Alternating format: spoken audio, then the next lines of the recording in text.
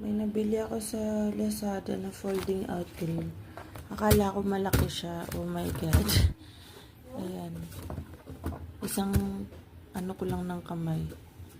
Yung ihawa, ganito lang siya kalaki. So, ganito lang siya kalaki, guys. Iniisip ko wag itangat onte. Huwag ka kumita ha. Kita ko hindi. Iniisip ko makakapag-ihaw ako ng mga ano, ng mga tawag dito, mga bangus, gano'n. So, epic fail tayo.